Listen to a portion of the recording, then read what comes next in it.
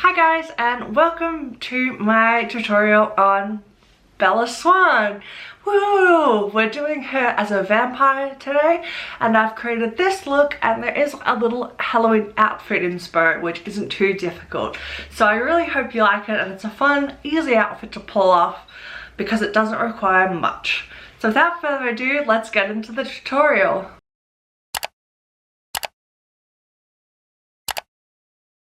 So to start with, we've got a mirror. This one is very cute. It's a little dumpling. I'm going to be using this to create this Bella Swan makeup look. I'm starting with eyes, of course. I always do.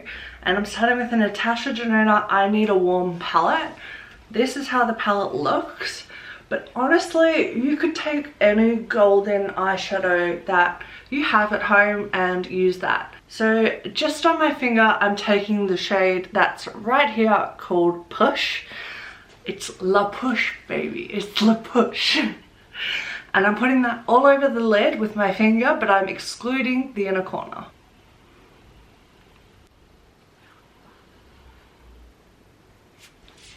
And as you can see here, it's just a really nice coppery gold, more on the gold leaning side. Next, I'm going to take a fluffy blending brush that is one of my favorite brushes. I use it for everything. And I'm taking the shade right here, which is a light brown called Soft Spot. And I'm just going to be lazily, sloppily, it doesn't have to be particularly neat, putting that through the crease. Then on the exact same brush, I'm taking a little bit more of Soft Spot, tapping off the excess and putting a little bit under my eye, all the way in to about 3/4 of the way in, leaving that inner corner nice and bright.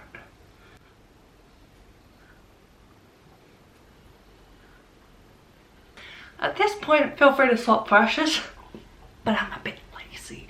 So I'm going to be taking the shade Forever, which is this really nice sandy sort of brown shade just here.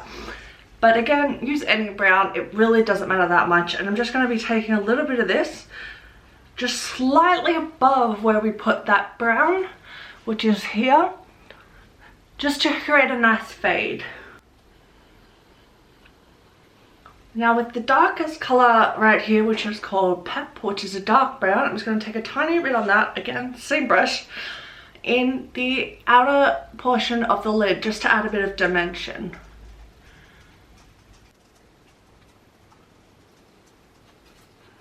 Then, just with my finger for the inner corner, we're going to do something a little strange, and we're going to go into this palette, which is Natasha Denona Xenon palette. It is totally not necessary to buy this palette just for the one shade we're about to use, but I just so happen to have these two palettes handy, so that's what I'm doing.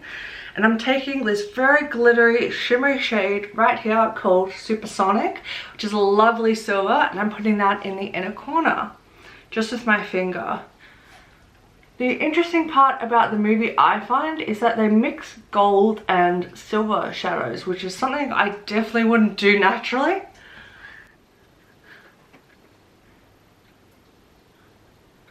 Now I'm going back into this Natasha Denona palette, the I Need a Warm, with a flat head brush that's a little fluffy. And I'm taking a bit of Push, and I'm just going to be pushing that underneath my eye about here, just to bring in that shimmer down the bottom. Now the good news is, to keep it photo accurate to the movie, I am poor orphan boy Victorian era pale, but believe me, you can do this look with any skin tone. It really doesn't matter because all skin tones can be vampires. But I'm going to be taking the Real Flawless Weightless Protecting Foundation from Laura Mercier in their lightest colour as my base.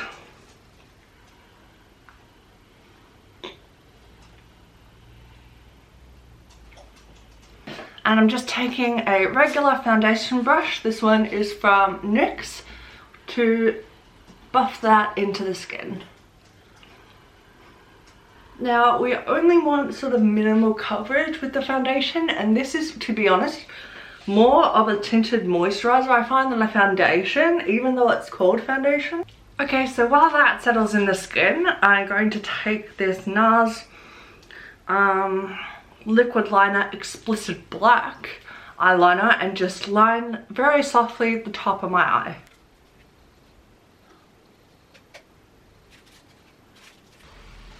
Just like so. Now I'm going to take my NARS concealer in Chantilly. This is the Radiant Creamy Concealer. And I'm just going to pop a little bit under my eyes and probably on my chin.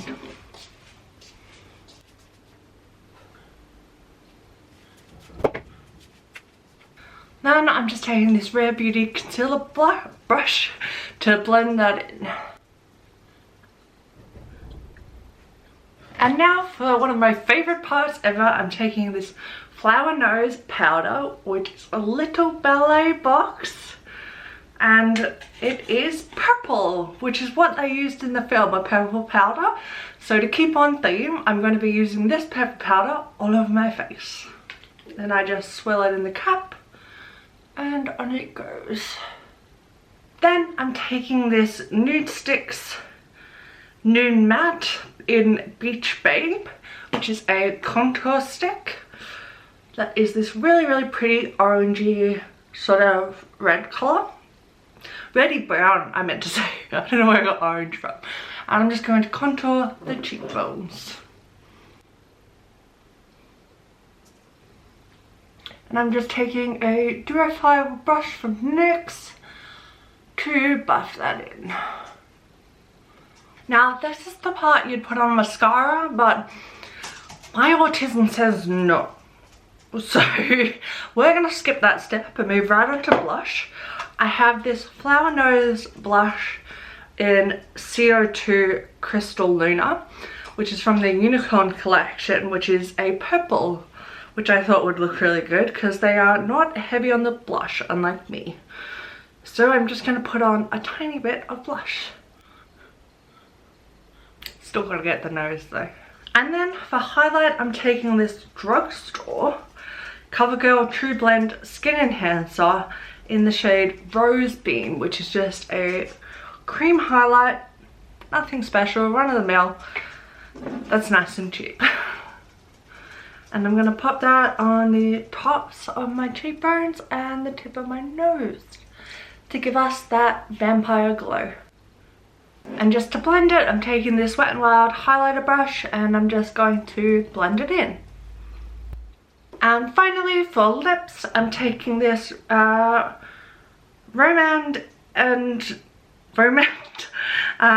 Juicy Lasting Tint in Bare Fig, which is just a really nice pink lip stain. So it is shiny, which isn't quite film accurate, but it will dry down to a matte and leave a really pretty stain.